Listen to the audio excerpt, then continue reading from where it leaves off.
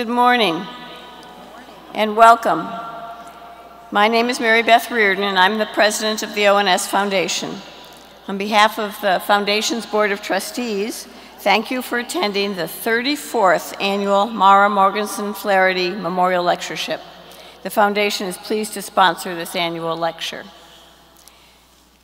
As we celebrate the 40th anniversary of ONS, it's important to recognize and thank our early leaders for their foresight in creating the ONS Foundation. By creating the ONS Foundation, a charitable affiliate, we've been able to support oncology nurses in their education, research, and leadership pursuits.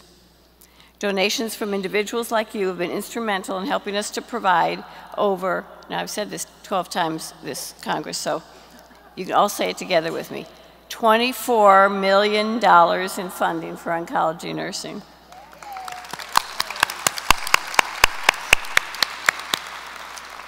That was just a test to see if you were listening to me before. Funding for conference scholarships, research grants, and events like this Mara lecture are all a part of what we fund. Like ONS, the membership organization, the ONS Foundation is led by a volunteer board. Board members of the ONS Foundation are a dedicated and diverse group of individuals with backgrounds in nursing, finance, marketing, fundraising, and the law. We work together to provide resources for oncology nurses like you. I am honored to work with this diligent and dedicated group of leaders who are sitting right here in the front row. Stand up, my team.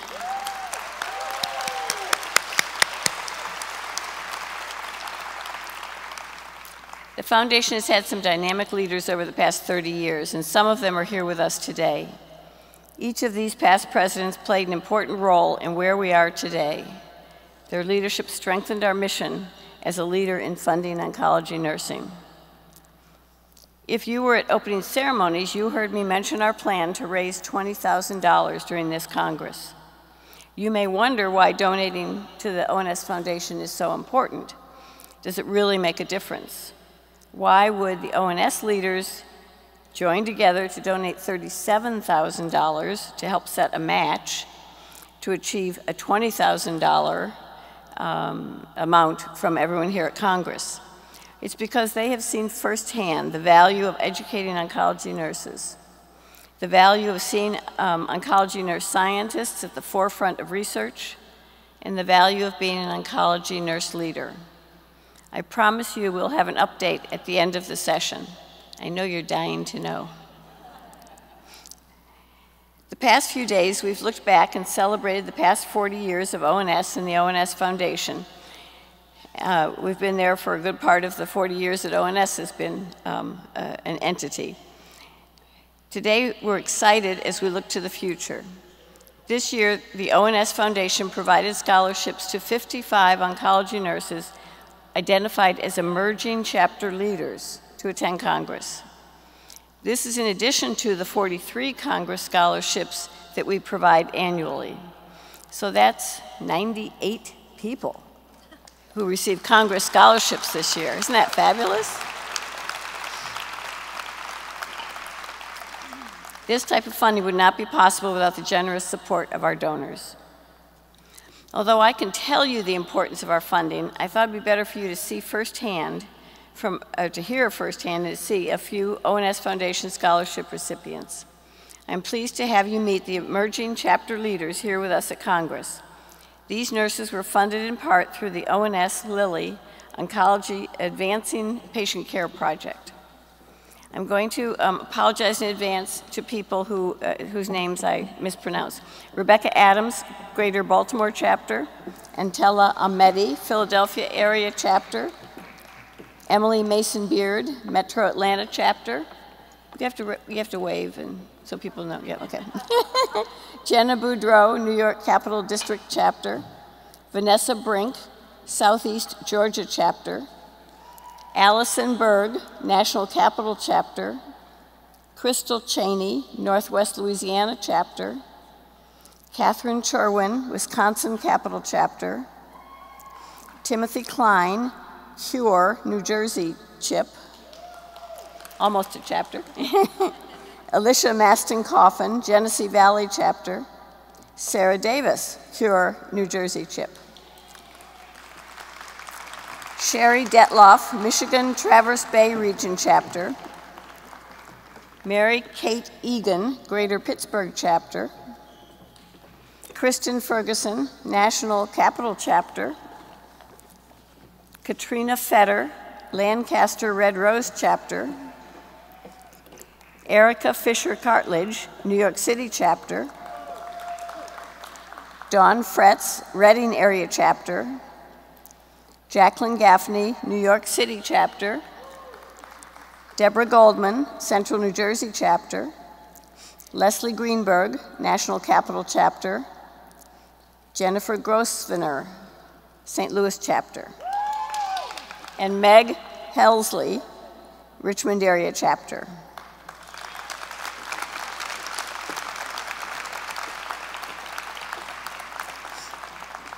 And there's more. Melissa James, Metro Detroit Chapter. Jamelyn Cannell, Greater Pittsburgh Chapter. Melissa Kerr, Southeastern Virginia Chapter. Teresa Kazensi, Lake County Chapter, sorry. Heather Lang, Oncology Nurses of North Alabama. Selena Rose, Texas Llano Estacado Chapter. Adrienne Lomel, Lake Superior Chapter. Grace Mason, Gwinnett County, Georgia Chapter. Is that you? Okay. Chris Matthey, Columbus Chapter. Beth Matthews, Northwest Florida Chapter. Jody McLean, Toledo Area Chapter. Sarah Merkel, Orange County Chapter.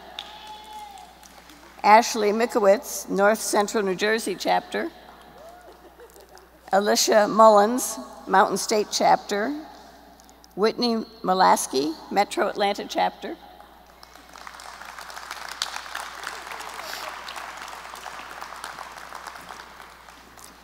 Kimberly Munn, Cleveland Chapter. Melanie Nittinger, NYPEN CHIP. Crystal Notley, Greater East Texas Chapter. Prasamsa Pandey, Houston Chapter. Amita Patel, North Central New Jersey Chapter. Renee Rainey, Bluegrass Chapter. Jennifer Riley, Long Island Queens Chapter.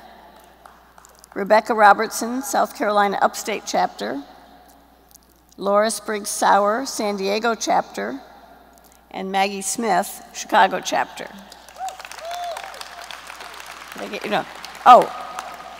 Heather Streets. Heather Streets, Mountain Shade Chapter. And Elizabeth Stavely, Intermountain, Utah Chapter. Sorry, ladies.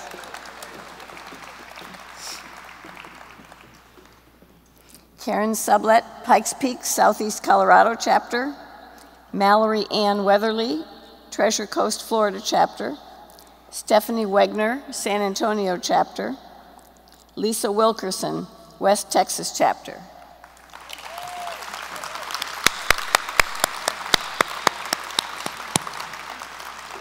As we look at these emerging leaders, we can't help but expect great things from them as they transform themselves and cancer care. Join me again in congratulating these recipients and wishing them the best as they learn, grow, and share.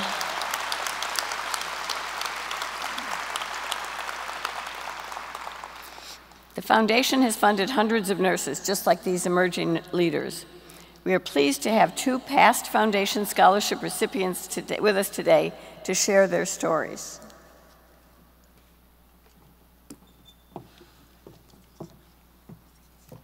Good morning.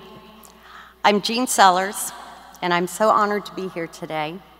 And I'd like to begin by having you take a moment to just reflect back to the very first patient that you ever cared for in your nursing career. I think that's something that so many of us often remember because we never forget the first one. My first patient was in 1990. He was 59 years old, had been diagnosed with a glioblastoma. He died in 1991 after 9 months of surgery and radiation therapy. It was my dad, and I was not a nurse at the time.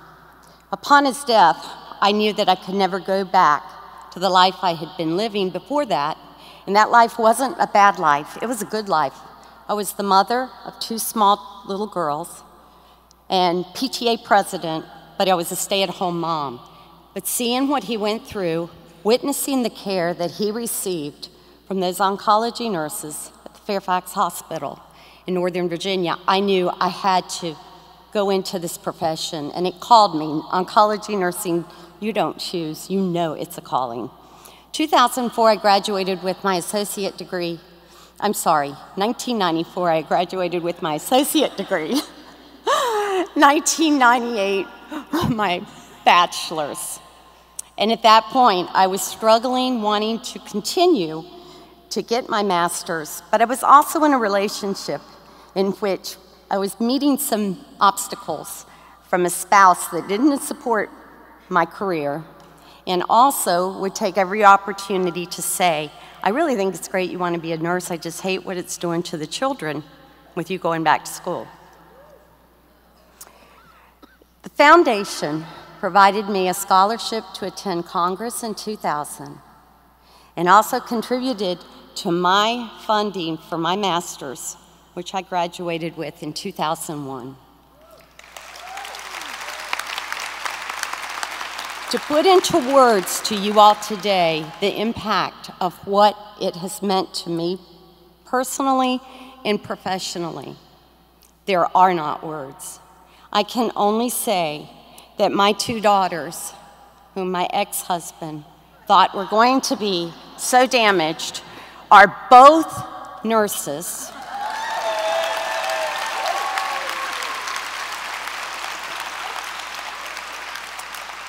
And I have the job that I could only dream about, whereas I'm working at the University of North Carolina in Chapel Hill, running their statewide outreach program, helping our affiliate hospitals build access to care for cancer patients throughout North Carolina who wouldn't have care unless there were oncology nurses driving this in the rural areas. So ONS, thank you from the bottom of my heart for making a difference in my life.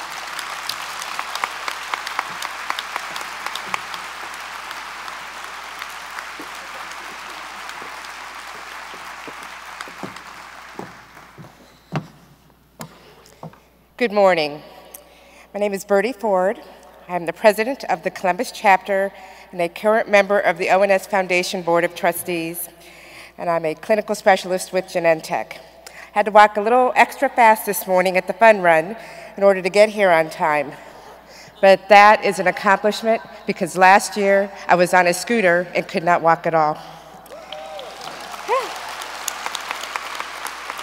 This is my 27th Congress. I didn't need these 27 years ago. But during my first term as the Columbus chapter president, I'm in my little second term, I had the vision of initiating a community outreach committee. One of my passions is offering education and support to the underserved in our community. I applied for and received an ONS Foundation Cancer Public Education Grant, which funded health education towards African American men. I was never so excited to receive money in my life, except when I was at the ONS Foundation booth and all of you came up yesterday. This propelled our little committee of 5 to grow in number and to provide many more activities. Our committee now, of which I'm still a part of, is over 20 members, and we are still making a difference in our community. That grant from the foundation not only benefited our chapter, but also myself. I've had the honor of serving ONS in a number of ways, on several project teams, steering council, the ONS Board of Directors, the ONCC Board of Directors. I've received 2 awards that mean so much to me, and I'm so excited to see Pearl over there, but one of them was the Pearl Moore Making a Difference Award, and from the ONS Foundation, the Connie Henke Yarbrough Excellence in Cancer Nursing Mentorship Award. While at the ONS Foundation booth, I heard a member say, in order to receive, I need to give, and I've given, but I've received so much more. For the emerging chapter leaders that we saw prance across the stage, again, congratulations. The foundations and its donors have invested in you, and I know that you will transform cancer care. Thank you.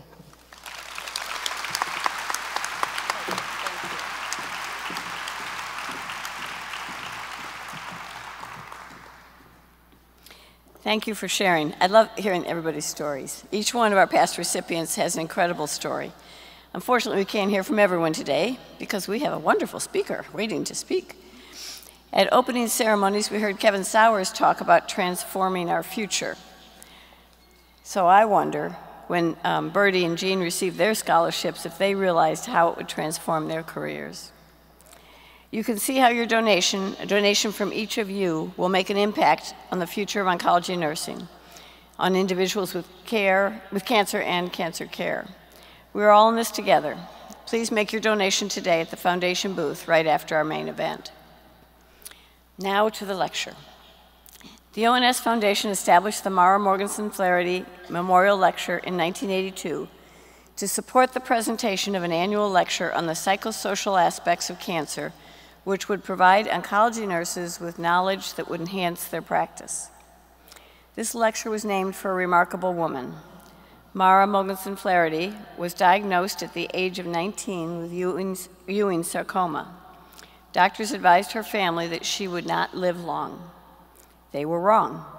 Mara lived for 14 years until December of 1980. She graduated from college, married, traveled, and lived for a time in Japan. She acted on stage and wrote and shared her story about cancer.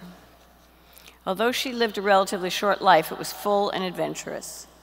Mara was truly a model of survivorship. Although she was not a nurse, she managed the Coping with Cancer program for the National Cancer Institute. Because Mara had worked so hard on the Coping Project and because of her own incredible ability to cope with cancer, her friends and colleagues established this lectureship in her memory. They felt this memorial lectureship was a very meaningful way to keep Mara's interests and memory alive. Additionally, they believe that Mara's lectureships should be presented at the ONS Congress because she, as a person and a patient, had such heartfelt admiration and affection for oncology nurses. The ONS Foundation is pleased to offer this important lecture for ONS Congress attendees year after year. Since the first lecture, over 125,000 nurses have attended and benefited from these annual lectures in Mara's memory by these esteemed lecturers. I have no doubt that today's presentation will inspire us as well. Dr. Karen Meneses is a professor and associate dean for research at the University of Alabama at Birmingham School of Nursing. She is co-director of the PhD in Nursing program and serves as co-leader of the Cancer Control and Population Sciences program of the UAB Comprehensive Cancer Center.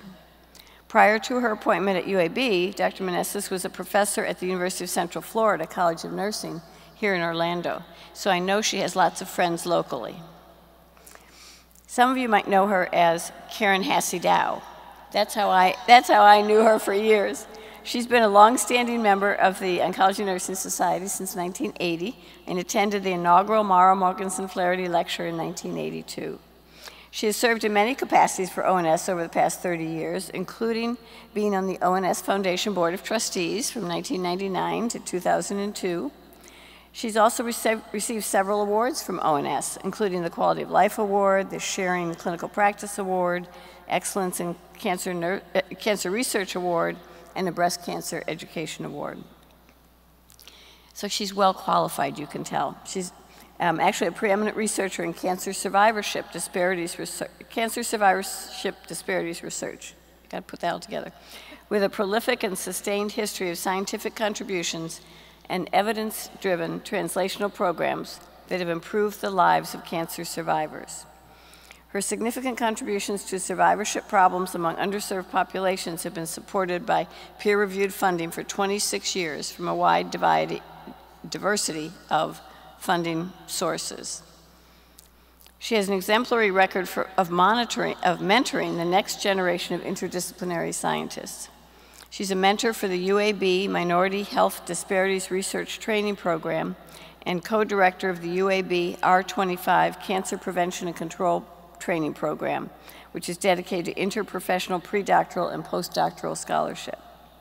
She tells us that 4 of her current junior faculty attendees and doctoral students are supported by National Career Development Awards.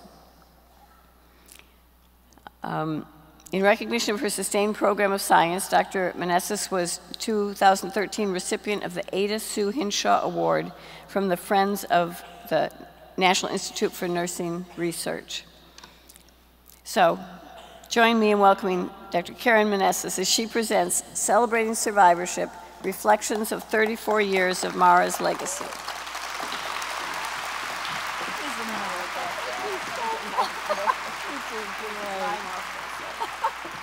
Thank you.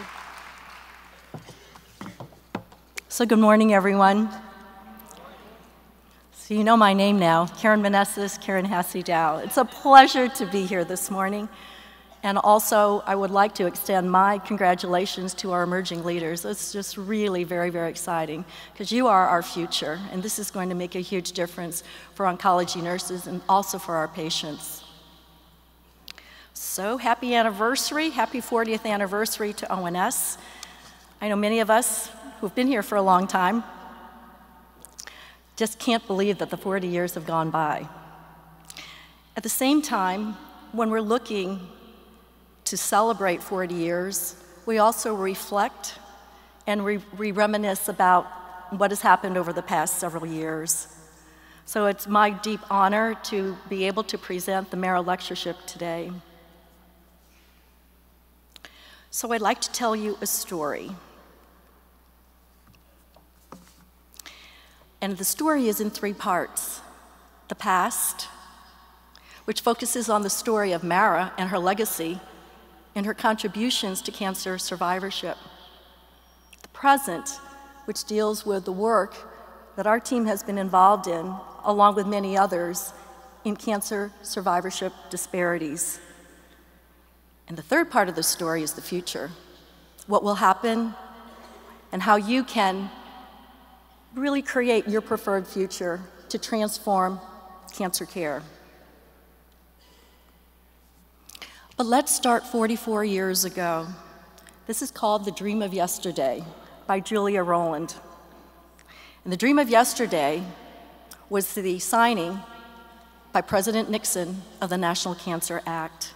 So let me bring you back to those days. Cancer was the second leading cause of death, as it still remains today. But we did not have a lot of cancer survivors. In fact, cancer survivors were often called the families, not the cancer patients themselves. And cancer patients were also termed, unfortunately, as cancer victims. The public demanded greater care and a cure for cancer. And so at the time, in 1971, there was a great groundswell, and the signing of the National Cancer Act allowed over $100 million of funding and support for cancer research, a way to find a cure for certain diseases, a way to help to support a better life for cancer survivors. Now, ONS was established only 4 years after the signing of the National Cancer Act. And so in 1975, we had the Oncology Nursing Society, and we began the annual meetings, as well as a number of papers, etc. Now, Connie Yarbrough is in the audience, who's always in the audience, which is great to see. She is a never-ending presence. But serving as our first president, the interesting story behind that is that she and Sue Baird ran.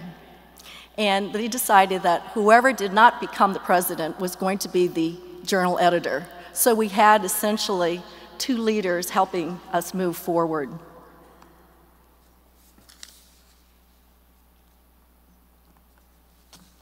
So there's been 34 years of Mara presentations, and what I'd like to do is, rather than talk about each and every one, what I've done is group them in 10-year periods.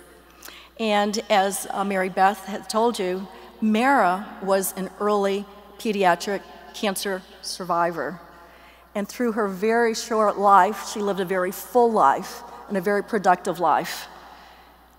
Judy Johnson gave the very first presentation and was actually quite prophetic when she titled her presentation, Call Me Healthy, because we didn't consider cancer survivors really to be healthy at that time. But it becomes so important today with the changes that we have seen in the overall survival.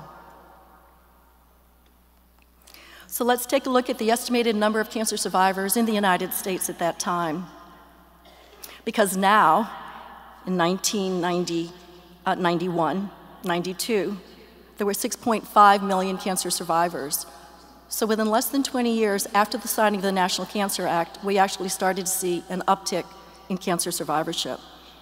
But mostly, these were survivors that lived between 1 and 5 years after treatment. And in those days, we did not call cancer survivors survivors until after they had passed the 5-year mark. Seminal event that occurred during that first decade of Mara presentations, and at that time, the National Coalition for Cancer Survivorship, was established in 1986. Survivors were living longer, and they were speaking about their lives and what mattered to them. They did not define themselves as cancer victims, they defined themselves as cancer survivors. And that definition came out in 1986, so that anyone who is diagnosed with cancer is a survivor from the time of diagnosis to the end of life. Caregivers and families are also cancer survivors. What were the themes at that time? The Mara lecturers actually captured the spirit of what was happening among survivors. Survivors said, "I will no longer be silent. I will become a part of the decision-making process regarding my treatment and how I live my life after cancer treatment." Survivors were saying, "I want you to know that survivorship is my life, and I need to learn how to live my life in a better way after cancer." And survivors were also saying that no matter how long I live, I want to live life to the fullest. So the second decade of Mara lectures, 1992 to 2001. The estimated number of cancer survivors during that decade steadily increased. From 1992, there were 6 million survivors, to 2002, there were 10 million. So it was a huge, huge change, and we could start to see an uptick in certain cancers, such as breast cancer and prostate cancer, where we started to see more and more survival across these diseases. Also colorectal cancer, but other cancers like lung cancer have not yet seen those gains in terms of overall survival. Now, during the second decade when Mara lectures were presented, there were 2 seminal events. The first one was that the National Coalition for Cancer Survivorship issued the Imperatives for Quality Cancer Care, which is very, very important in 1995, because for the very first time, quality cancer care was defined in terms of the patient's perspective, not anyone else's. And so that was really, really important. And the second seminal event that occurred is that in 1996, the Office of Cancer Survivorship was established, which gave voice on a national level, as well as a research and practice and education perspective to the lives of cancer survivors. So what were the themes during this period of time? Again, our Mara lecturers captured the essence of survivorship. Survivors were sharing their personal story, and this was long before we had blogs and the websites, etc. They were sharing their personal stories with oncology nurses, with their families, with the public, and with the community. And that their personal stories mattered. And Sue Heine spoke about the healing power of story, that was central to our understanding of how people lived a full life. And Rick Steves also talked about a story from the cancer caregiver perspective.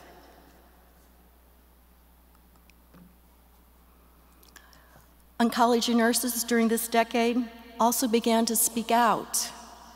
They talked about their experiences as oncology nurses, but also as cancer survivors and co-survivors.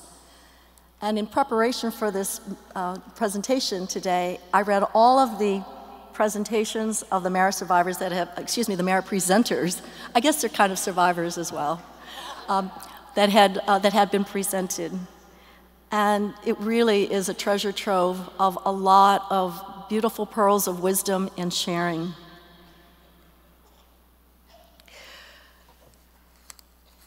So I'd like to actually just point out, we've got Debbie Boyle, Lillian Nail, Ellen Bushkin, and Janice Post-White.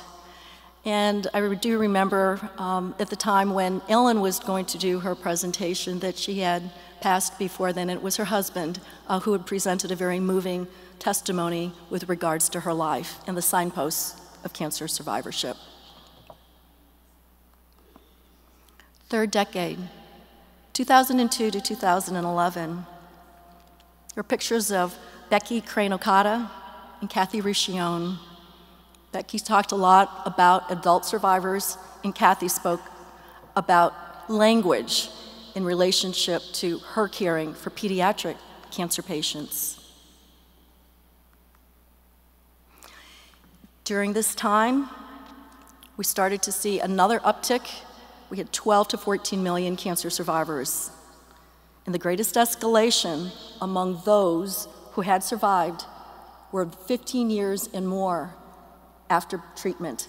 So again, we start to see across many, many different cancers, across many different types of cancers, the steady increase in overall cancer survival.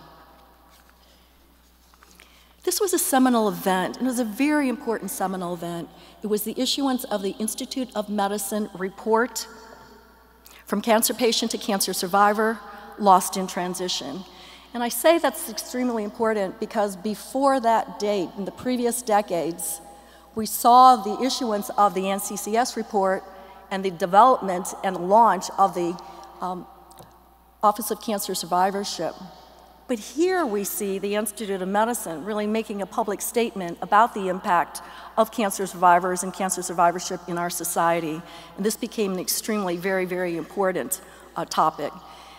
Many are aware that there were 7 different recommendations that were issued, and I know many of us focus very much on the second one in terms of the Cancer Survivorship Care Plan as well as care planning. But 2 of our presenters talked about one of the other recommendations, and that was to use evidence-based clinical practice guidelines. And here ONS has been really on the forefront and leader in terms of adapting and using evidence-based guidelines in practice.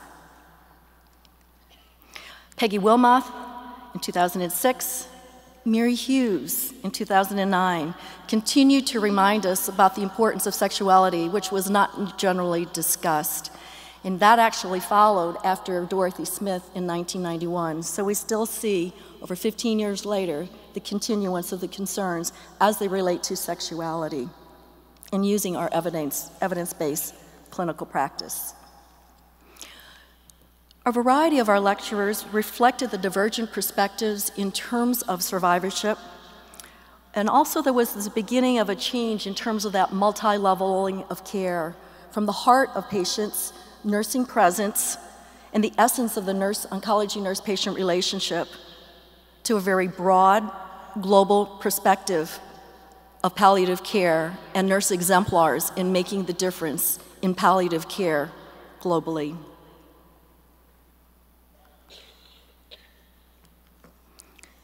Moving on to our 4th decade, 2012 to 2021.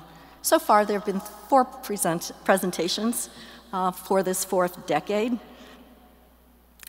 Laura Northouse spoke about families. Donna Berry asked, are we really hard of hearing? Very important topic as it relates to patient-centeredness and communication with all of our patients and families. And Susie Lay, I didn't know if she was here today, but she did a beautiful presentation last year and talked about the late effects of cancer and cardiac toxicity. And I will draw your attention to the little slide I had shown you earlier on, because Susie was part of the original group of survivors and care providers in 1986 that helped to launch the NCCS. Let's take a look at the projected increase in survivors living more than 15 years. Today we have 14.5 million survivors, representing 4% of our population.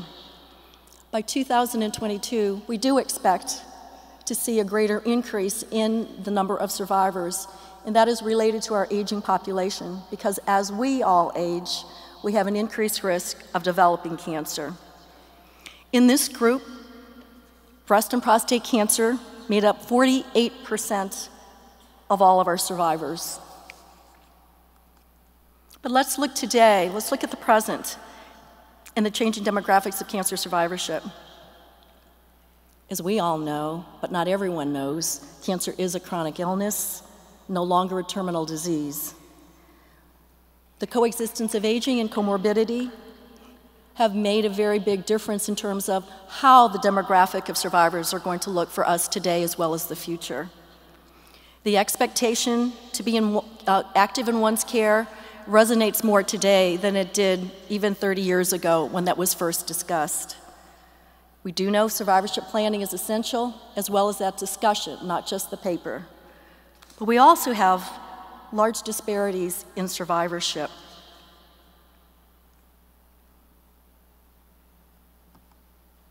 So what are cancer disparities? Quite simply, cancer disparities are adverse differences in cancer. It could be incidence in survival, survivorship, and morbidity and mortality. And also the focus changes to populations who experience those disparities because of age.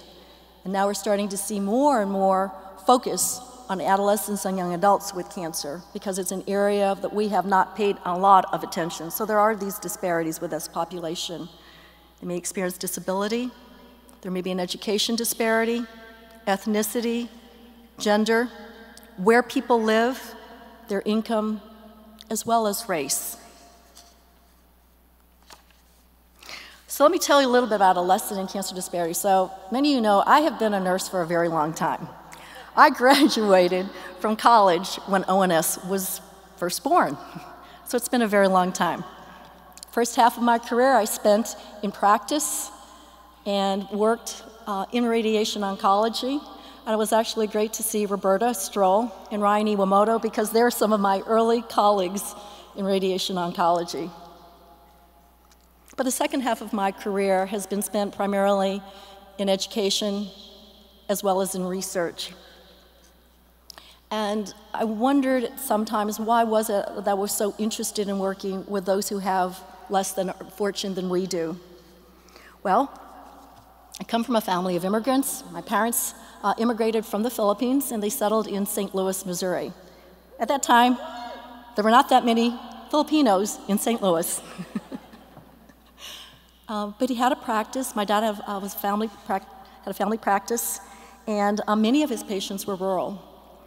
And at that time, when they didn't have much of a way to support themselves, as well as healthcare was not always allowing for other kinds of support and care as they are today. Many of my dad's patients oftentimes traded or gave services or in payment for their care. So usually at the fall of the year, we had these farmers who had several children who needed health checks before they returned back to school. And in one particular instance, we had a family who had chickens for their farm. And so he received in payment for doing these health checks for their children, chickens. So we ate a lot of chickens in the fall of the year. But it was really a very important lesson in our lives with my sisters and my brother in terms of being able to help others in ways that we don't always think of as the most traditional. So I wanted to talk now about the present story. My present story has to do, and I've worked all of my life primarily with breast cancer patients, and so I'll share that with you. I know that many of you here also have many other experiences in working with patients with other diagnoses, which is so important. But I also feel that we owe a debt of gratitude to our breast cancer survivors because in many ways they've helped to lead the way in terms of their voice and in terms of the work that they've done in survivorship.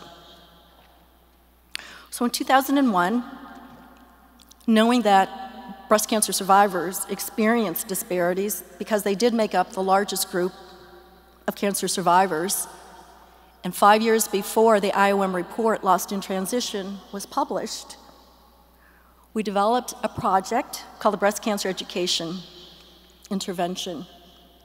We wanted to determine two very, very simple questions. Ask these questions. First, can a program of nurse-led education and support improve patient-reported quality of life outcomes? And second, can the effects be sustained over time?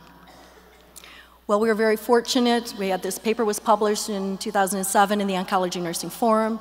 The answer to each of those questions was yes. Nurses can lead education and support education, which was essentially the beginning of a survivorship care plan, and that can make a difference in patients' lives as well as to be sustained over time. But in this initial study, we found two disparities.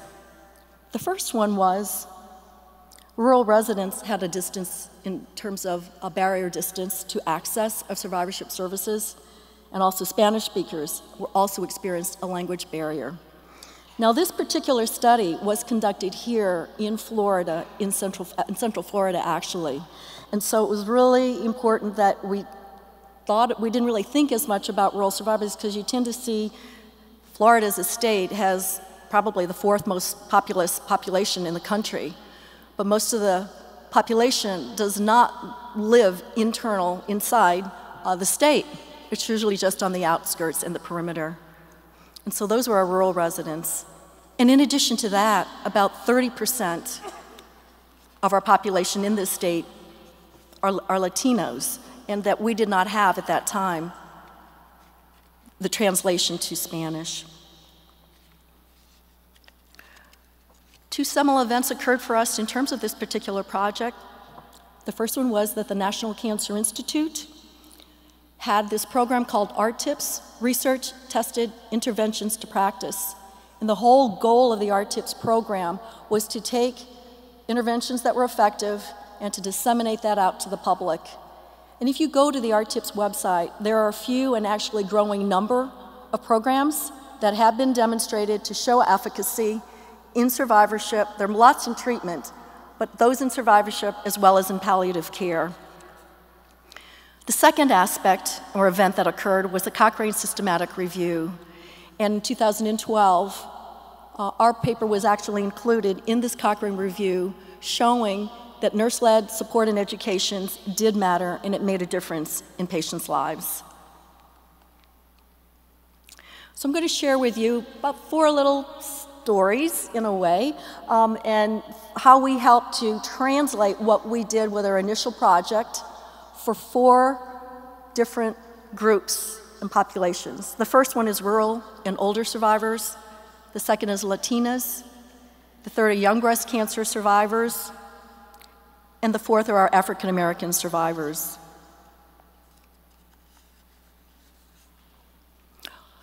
So what we did was we took the findings of our first study and took the first lesson learned that our rural participants were really not going to be able to participate in this study at all. We also knew that they were a large group of cancer survivors that were lost in transition, and they're beginning to be recognized as an underserved population. Here in Florida, we knew that that was no different, because those were the large group of survivors who were not able to participate in the initial study. So we changed from a face-to-face intervention to one that was telephone mediated, so that we can have a phone conversation with survivors as they ended treatment. This study was also conducted here in the state of Florida, and we actually extended from the first year of survivorship to 3 years, and we also worked with the Florida Cancer Data System to recruit a population-based sample of breast cancer survivors. And over a 4-year period, we recruited 440 participants. Now, I've got the picture of the state of Florida here, which is a really large state. At the time, 33 of the counties were designated rural. So any person who was diagnosed with breast cancer in that county was eligible to participate And in addition to that, among the non-rural counties, there were certain areas of rural pockets, even in our metropolitan counties. So at the end of the day, after our recruitment of over 440 participants, there were only 4 counties in the state that we did not have anyone participate. 2 of those counties were very, very rural. They had very low numbers of women who were of the age to develop breast cancer. And one of the counties was Glades County, which is actually right next to the Everglades, where a lot of alligators lived. There was not a lot in terms of the population. So that was the reason why. So here's our telephone intervention. We took 3 very known areas, and we moved it around a quality of life model. We talked about side effects, symptoms after treatment ended. We talked about maintaining their health, physical activity, and nutrition were important. And we also talked about how cancer impacted their lives, because we knew from earlier work from so many oncology nurses that their cancer stories mattered. Our findings, we found that there were women between stage 1 and stage 3 breast cancer. Their mean age was 65 years, and we find a tendency to have an older rural population. And also in this state, they're predominantly Caucasians who are found in our rural counties.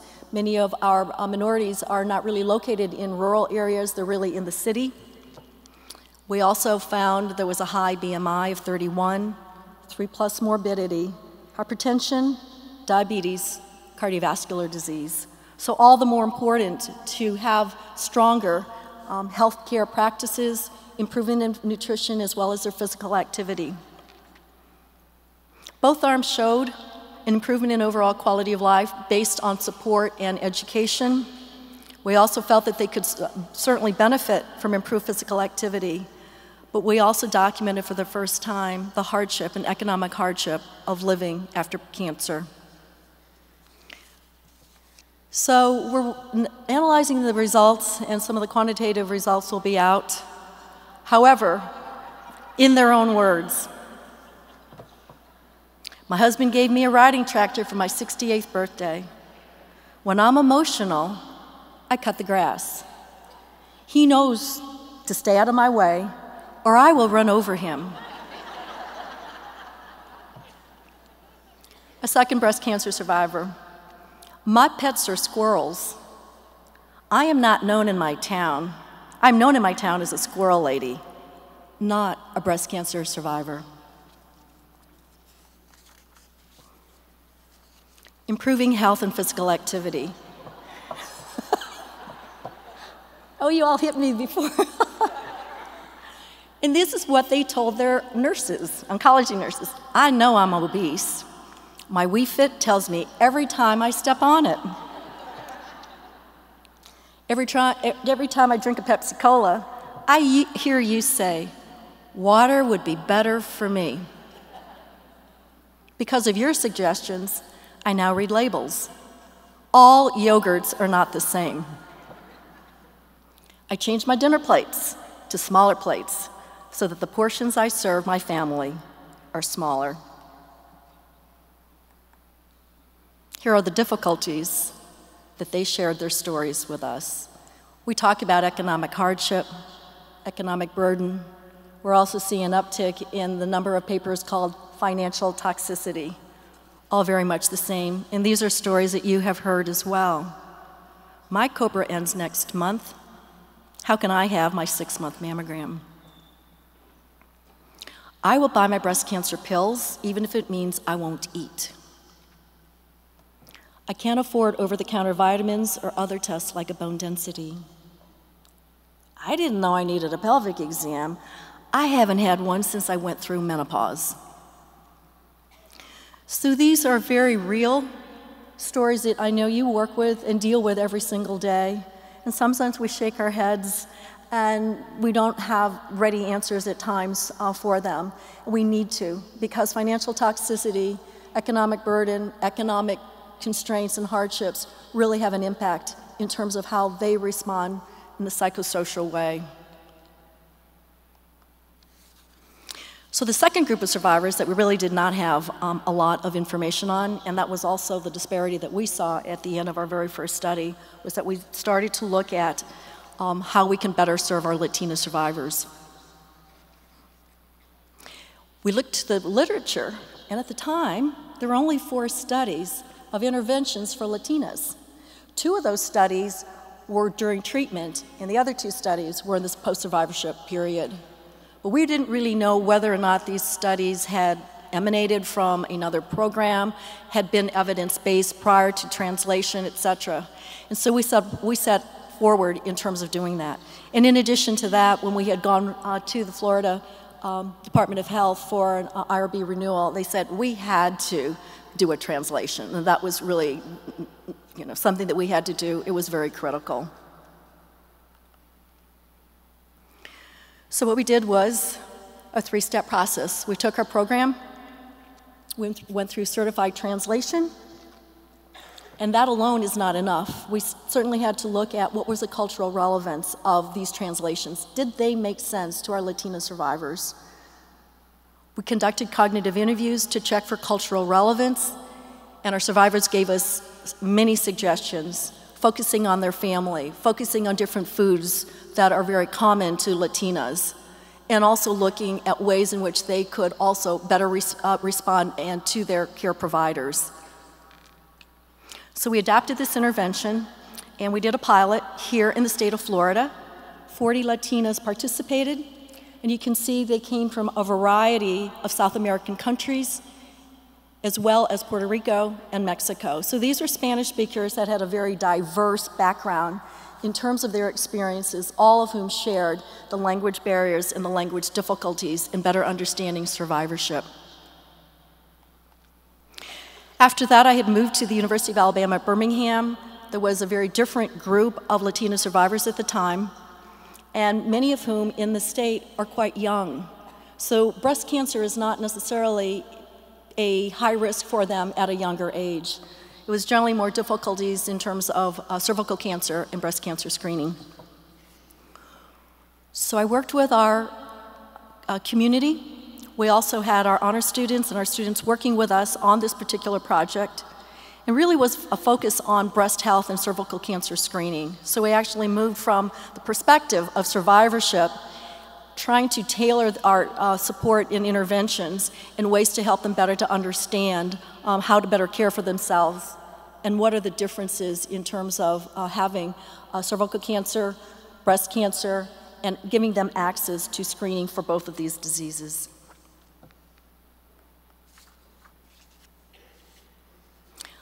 Briefly, I'll talk about our young breast cancer survivors. Here what we did was, with the information that we had with our materials, we took our tip sheets, we took the information, and we translated that for young survivors. Because this is a particular group, first of all, that does not use email. They definitely don't like snail mail. And they're very focused in terms of the social media, Twitter, Facebook. That's really the way in which they communicated. So one of our team members took this information that we had and tried to make it relevant and make it to a way, translate in a way that we can actually provide that information via the web, via text messaging, as well as other blogs and announcements. So how are we helping young breast cancer survivors? In Alabama, where I live right now, we have a lot of young survivors, many of whom are African American, that have triple-negative breast cancer, so there is a bit more of a gravity in terms of the kinds of treatments that we have available for them. We help to establish the Young Breast Cancer Survivorship Network. We identify the needs of survivors in the state, and the major ones related to chemo brain, cognitive changes, talking to their children, supporting one another, and oh yes, physical activity and nutrition was also very, very high on their list of interests and supports. Here what we did was take 3 very simple concepts to educate, to support, as well as to network. We developed an annual workshop, put together one-on-one education and support.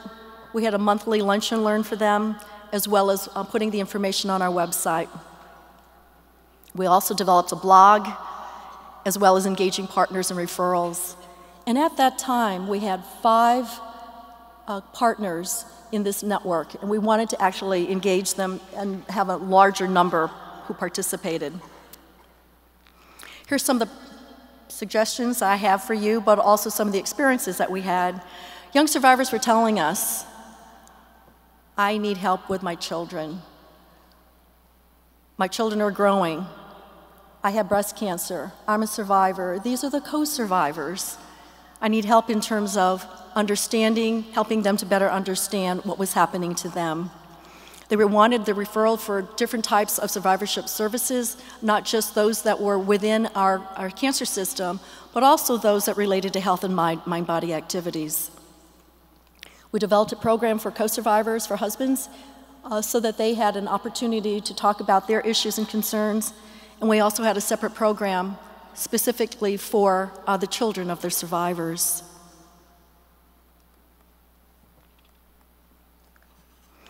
Here on this slide are some of the kids. On the far right is Sydney. Sydney started to come to the program 2 years ago. Very quiet, very frightened, did not want to leave her mother out of her sight.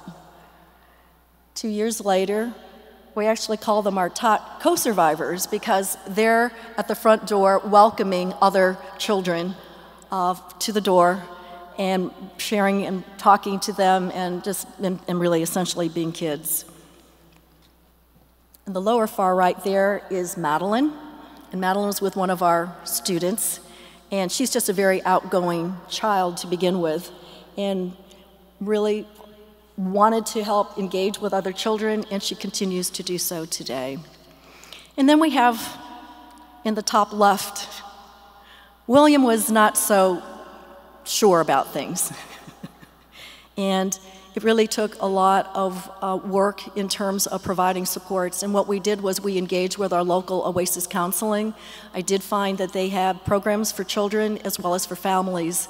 And unfortunately, our own children's hospital, their services were primarily for their children and not children who had parents with chronic illness. As I mentioned earlier, the web presence and social networking was key, an extremely vital way to communicate. We now put our announcements and programs about our partnerships that are available, as well as these other resources, and we're maintaining that family-centered approach to survivorship. A few years ago, the CDC Advisory Committee on Breast Cancer in Young Women was formed, and it was established by the Early Act with 2 goals. The first goal was to develop initiatives to increase knowledge of breast cancer and survivorship among healthy women, and also to educate providers about young women who are at high risk for cancer. So essentially they took a very public health approach, which is part of the CDC, and identified that women 18 years of age to 44 are part of this at-risk, low-risk, or high-risk group in terms of breast cancer. As I said earlier, we had 5 partners, and today we have about 35 partners that are participating in our program and in our project, in large measure due to a huge outpouring of support, as well as the advocacy organizations and community organizations within our city. In addition, the Gulf States Young Breast Cancer Survivors Network was formed in October of last year. So here we were in Alabama with a small program, and there was a larger program in Louisiana at LSU. And their whole focus was really to use social media, Twitter, to really announce and give information across a broad spectrum of their citizens in their state. And in 2014, with the formation of the Gulf States Young Breast Cancer Survivors Network, those in Alabama, Louisiana, as well as Mississippi came together to develop this program, and so that's going to continue for the next 5 years. Essentially, the outreach in these rural states will be primarily through the web as well as websites. We've changed our name, and we used to be Young Survivors at BHM.org. Now we're called Survival.org. And so this is going to include targeted online resources for young survivors, meeting them at their need in terms of their need for education. The last story I'd like to share is that of African American survivors. In 1999, Janice Phillips, and she's here in the audience, she spoke about fear, fatalism, and silence among the African American community as it related to breast cancer screening. And she gave a very powerful presentation reminding us that those who are underserved have many views about cancer, but also views in which they don't share much at all about their fears. She says, in one of her quotes, "Most every time you hear the word cancer, I don't care what kind it is, the first thing that comes to mind is dying." And yes, we've come a long way in the past 16 years in terms of improving and reducing the disparities in breast cancer screening among our African American community. We haven't done as well in terms of the survivorship perspective. Let me share our persistent survivorship disparities continue to be fatalism, fear, denial, and silence. These were quotes that were given to us and shared with us by African American survivors in the Alabama Black Belt. And you say, if you're not from Alabama, you wonder, what on earth is the Alabama Black Belt? It essentially looks like a belt. It's 17 counties in the central part of our state, known for its very deep, rich black soil. The citizens in these 17 counties are largely rural, largely underserved, largely African American, and largely poor. We were not just going to be able to go into the Black Belt to conduct interviews. So we worked with our Deep South Network for Cancer Control at the Cancer Center, who has had a very deep tie, connection with the community for over 20 years. And it was through this partnership that we were able to talk with survivors, hear their stories, interview them, and find out what they felt were their needs were. First of all, they said, we don't want the word cancer in the title. We want to be called the Black Belt Survivors. We said, okay, we will do that. And so this was our Black Belt Survivors project. And here's what they shared. Cancer to me wasn't cancer to my mom and my sisters. To them, cancer was, oh Lord, let's start making arrangements. I didn't share my diagnosis with anybody. I just kept it a secret. When I first went to the doctor, he wanted me to take the breast off, but I was in denial and I told him no. And this is a story of a nurse. Everybody don't open up when they've been diagnosed. My cousin had been through it for a year before I even knew. She didn't even tell me. So we see we have a lot to do in terms of reducing disparities in many of our populations.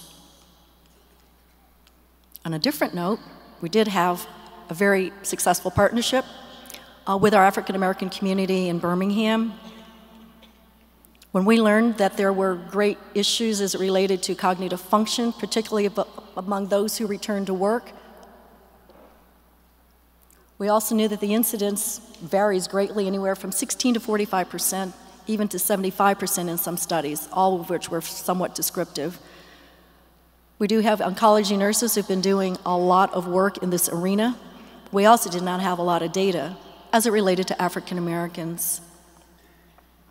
So we developed this Think Well project to focus on thinking well for cognitive living, and that included physical activity, nutrition, compensatory strategies, and sleep. Getting better sleep, people will definitely think better cognitively.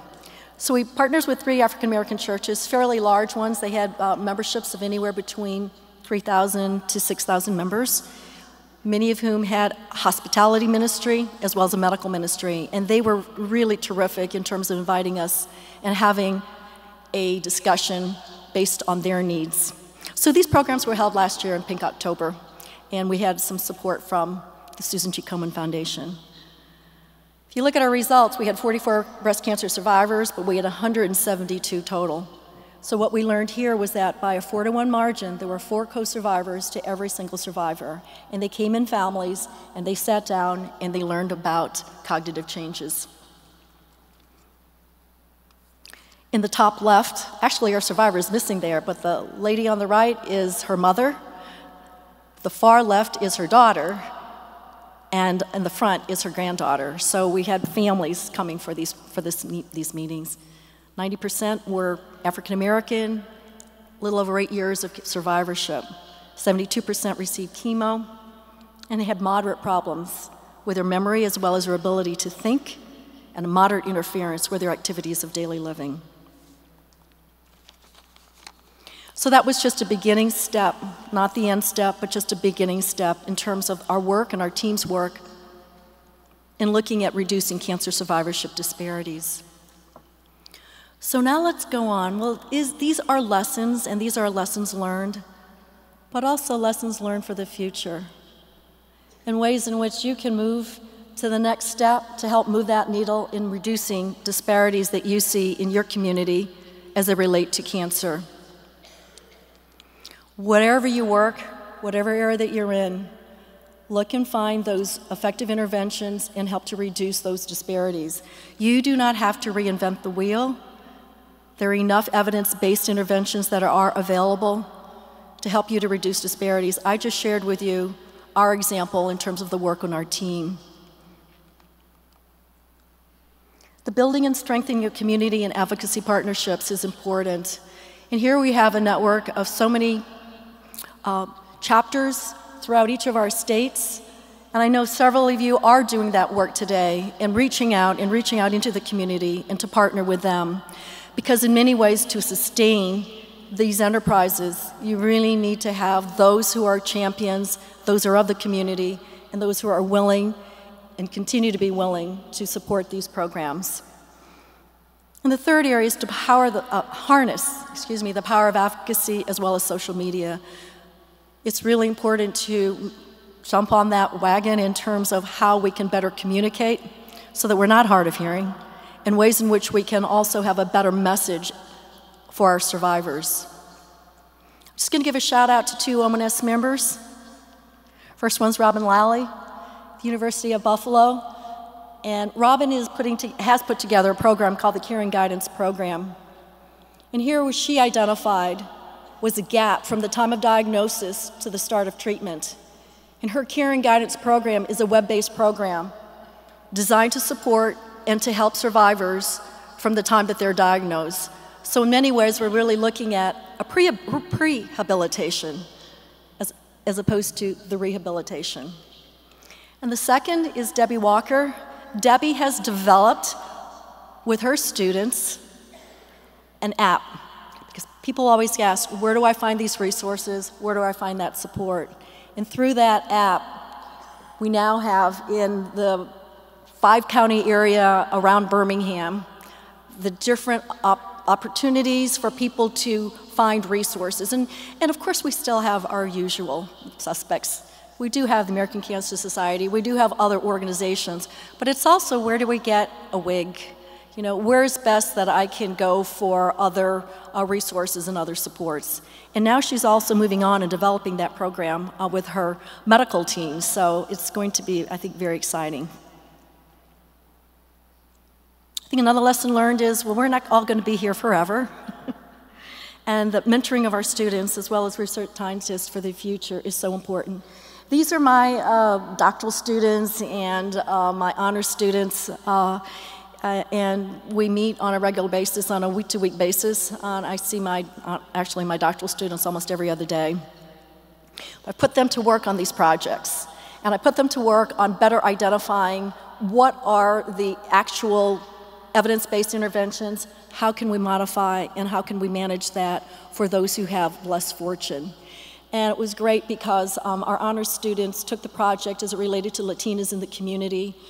They went to Pelham, which is a community outside of Birmingham, and they worked with the Latina community, those who were involved with the English as a second language, developing that program and translating it for a wider dissemination. Well, you're here in Orlando. Many of you might actually go to Disney World, but there were many quotes that Walt Disney actually gave that were actually quite inspirational. And one of them that I think is really good was this one. When you're curious, you find lots of interesting things to do. And I think curiosity has been somewhat underrated. All I learned when I was a kid was that it killed the cat. But it is important to be curious, and I think of that as a very important trait to have. Ask the question, ask that simple question, be curious, look, seek, and find those answers. I also think it's very important to maintain balance. When I first went to the first Mara lecture in 1982, I was pregnant with my daughter, Lauren. And I was walking around 6 months pregnant, but my daughter, Lauren, is here today in the audience. She said to me, "Mom, you're talking in this lecture hall?" I said, "Yes, I'm a rock star."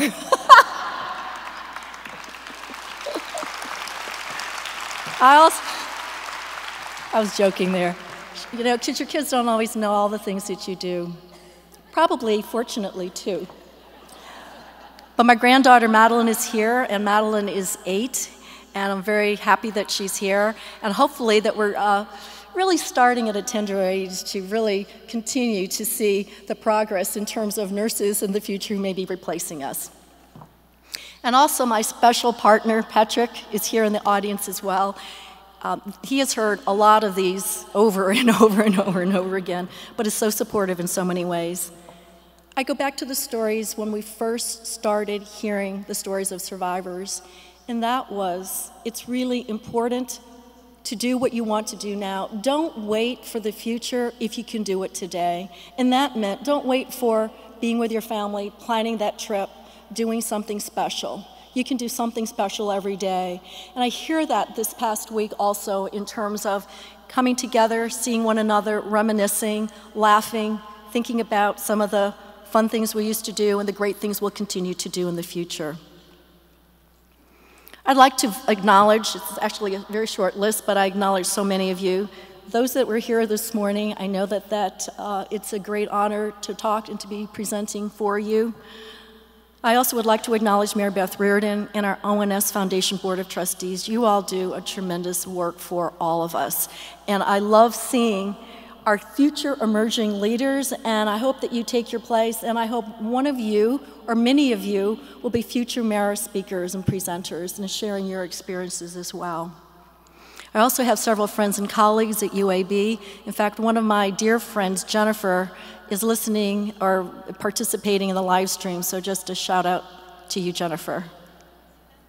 And also Lauren Antilla, who I work with. She is a very special colleague and friend, and she helped put together this presentation for me today because it's not necessarily one of my strong points. I'd like to end with a quote, and this quote comes from Shirley Gullo, who did her presentation also as a Mara lecturer.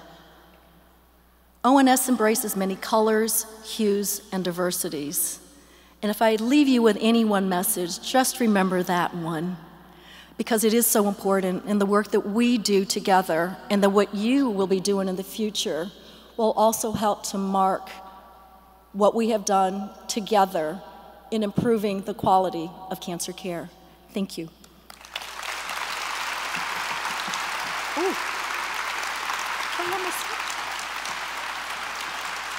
Thank you.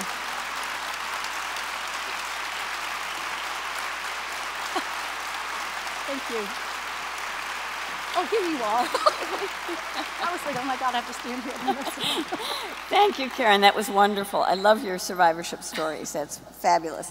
And I would like to present this plaque, a lovely plaque. We've already taken our picture. So, yes, right. Thank you very much. You're welcome. Congratulations. So I have two quick announcements. The first is, many of you are aware that there's been a natural disaster in the country of Nepal last night or this morning, and that is affecting some of our members, actually, who have family there. ONS, Brenda has assured me, ONS will look at and work with the Red Cross and National Red Cross, find ways that it is best for us to support the Red Cross and all the search and recovery efforts. So please pay attention. I'm sure there'll be emails or whatever, but we will pursue that. The second important announcement is about how we're doing with our challenge. First, let me recap. You'll remember that 37 ONS board, past board and current members donated $37,000 as a challenge, and we thank them and have thanked them a zillion times, but that's still a lot. 100% of all of the board members have donated, and if we raised $20,000 from 3,000 Congress attendees, Laura Benson agreed to donate $10,000. Now, Laura is in the audience. I'm going to ask her to come up and join me.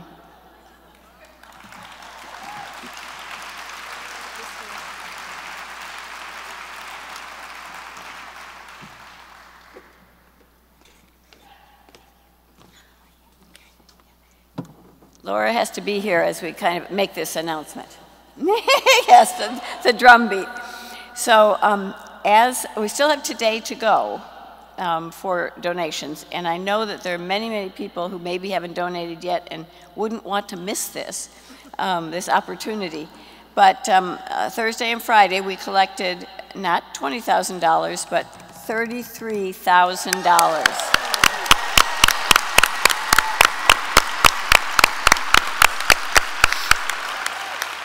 Now, to the devious minds in the foundation, what that means is we now can say we do have a $40,000 goal, right? We were struggling to say it's our 40th anniversary, so let's do 20 and 20, and then we really exceeded those expectations. But now, Congress attendees have donated $33,000. We would love to get that up to $40,000. You can do it.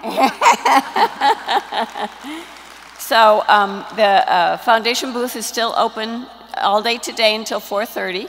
Please stop by. It is a tremendous amount we've already raised, and I know that people might think, oh, well, you don't need my money. But you want to be a part of this. This is an important thing. It's the 40th anniversary, and you want to be able to go home and tell your colleagues that you donated. You were a part of the money that we raised this, at this Congress. So please do stop by. Thank you all. You can do it. Thanks.